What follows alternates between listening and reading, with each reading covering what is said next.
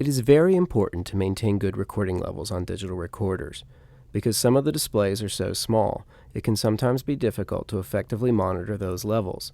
The consequences of bad levels can be catastrophic to a digital recording. So let's review the basics required for achieving good recording levels while recording oral history. The dynamic range of a recorder is the range between the lowest level, or the noise floor, and the loudest sound levels able to be captured, or the peak. Recording a signal with levels too close to the noise floor will result in a poor signal-to-noise ratio. The goal is for your levels to come as close to the permitted maximum level as possible without reaching or exceeding the limit. Recording a signal that is too hot results in distortion.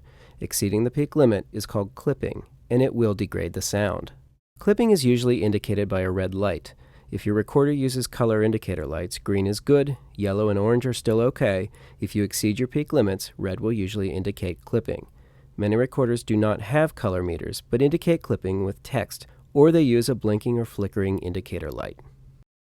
After the interview, it is possible to raise levels that were originally recorded too low by using audio editing software on your computer to boost the levels. However, with a poor signal-to-noise ratio in the original recording, this process will raise the noise floor and boost overall noise in the recording. This is why we want to record optimal levels the first time. If clipping occurs, it's very difficult to fix after the fact. It is best to record the interview with a certain amount of headroom, or the space between the peak of the signal and the maximum level allowed. When recording oral history, I recommend levels falling consistently between -12 decibels and -6 decibels, which allow enough headroom to account for intermittent spikes in levels. Some meters do not have great numbers, so I strive to keep the levels between 60 and 80% of the meter range. The difficulty in recording oral history is the often dynamic and sometimes unpredictable nature. Conversations can be very quiet at times and escalate in volume very rapidly. You should be continuously aware of your levels, but you do not want to ride the levels, constantly shifting levels up and down. If you are initially uncomfortable using manual level controls, I recommend you invest in a recorder that is equipped with a limiter, which will assist in preventing clipping. Automatic level controls are tempting, but they tend to boost noise and are not associated with professional quality recording. Remember, you want to record as strong a signal as possible, but you do not want your recording to clip.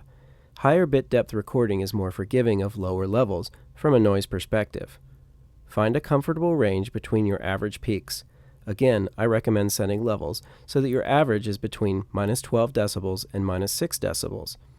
An overall recording with an average peak falling under -16 decibels will typically have a great amount of noise when the levels are boosted later on after the interview. If clipping does occur, don't panic. Gently back your levels down and continue on with the recording.